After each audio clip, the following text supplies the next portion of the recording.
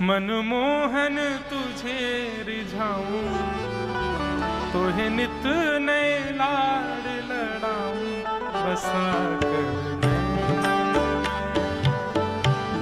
छिपा कर नैनन में, बसा कर नैनन में, छिपा कर नैनन में, बसा कर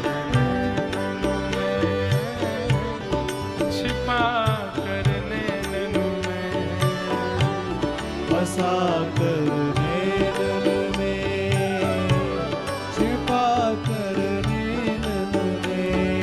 मनमोहन तुझे रिझाऊं, मनमोहन तुझे रिझाऊं, ओ तोहे नित नए लाड लड़ाऊं, तोहे नित नए लाड लड़ाऊं, बसा कर नैनन में, छिपा कर नैनन में, बसा कर नैनन में, छिपा कर नैनन में। ओ गीत बन जाऊं तेरे बांसुरी के स्वर का, इठलाती बल खाती पतली कमर का, गीत बन जाऊं तेरी बांसुरी के स्वर का, इठलाती बल खाती पतली कमर का। गीत बन जाऊं तेरी बांसुरी के स्वर का, इठलाते बल खाते पतली कमर का, पीला पटका बन जाऊं, पीला पटका बन जाऊं, पीला पटका बन जाऊं, पीला पटका बन जाऊं, बसा कर नैनन में, छिपा कर नैनन में, बसा कर नैनन में, छिपा कर नैनन में। बसा कर नैनन में, छिपा कर नैनन में, बसा कर नैनन में, छुपा कर नैनन में। ओ मनमोहन तुझे रिझाऊं, मनमोहन तुझे रिझाऊं, ओ तोहे नित नए लाड लड़ाऊं, तोहे नित नए लाड लड़ाऊं, बसा छिपा कर नैनन में, बसा कर नैनन में, छिपा कर नैनन में। बोलो राधा रमण लाल की।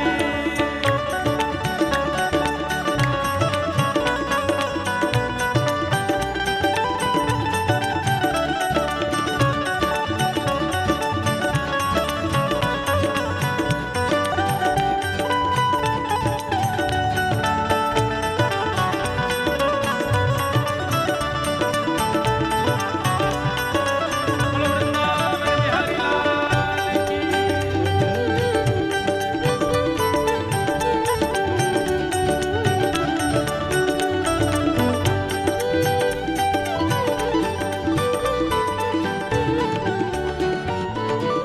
एक ही अभिलाषा है ठाकुर जी बस, राधिका किशोरी संग रमण तुम्हारा, मुझको दिखा दो कभी ऐसा नजारा, राधिका किशोरी संग रमण बिहारा, मुझको दिखा दो कभी ऐसा नजारा।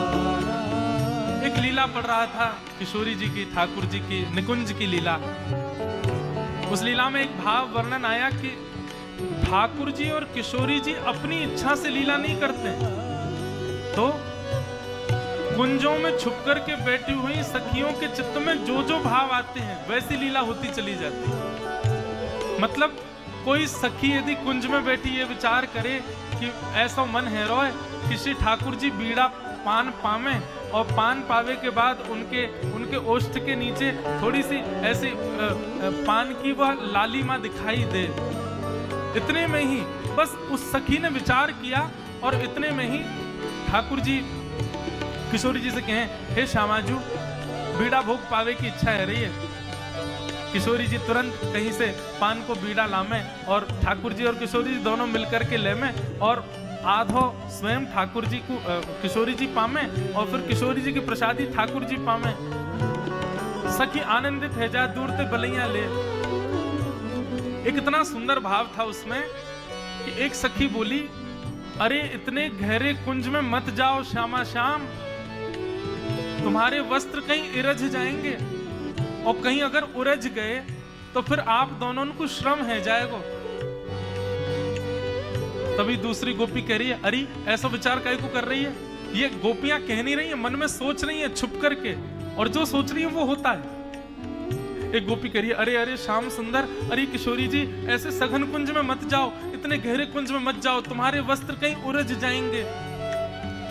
तब दूसरी सखी कह रही है, अरे मैं तो चाहूं ये और गहरे कुंज में चले जाएं। तब सब सखी बोली, अरे तू ऐसी बात काहे को करे, गहरे कुंज में जाएंगे, उनके वस्त्र कहीं इरझ गए तो? बोले तभी तो सुख मिलेगा, दोनों इरझ जाएंगे फिर एक दूसरे को सुलझाएंगे, और जब एक दूसरे को सुलझाएंगे तब उलझे भय सुलझाते भय एक दूसरे में उलझ जाएंगे, वही देखवे के काजे तो हम यहाँ बैठे। इतने सुंदर भाव ठाकुर जी के निकुंज वन के, निकुंज भाव के। बोले उलझे रहे कभी सुलझे ही ना, अरे सुलझवे को भाव भी मन में नहीं आवे कि कभी सुलझे, ये तो ऐसे ही उलझे रहे। वृंदावन के रसिक जनों की एक ही इच्छा है, कोई इच्छा नहीं है, बस राधिका किशोरी रमण बिहारा, मुझको दिखा दो कभी ऐसा नजारा। राधिका किशोरी रमण बिहारा, मुझको दिखा दो कभी ऐसा नजारा। ऐसे कहीं कुंज में उलझे भय श्यामा श्याम एक बार दिख गए, और उनको देखने के बाद अब क्या इच्छा है, वो फिर चाहे मैं मर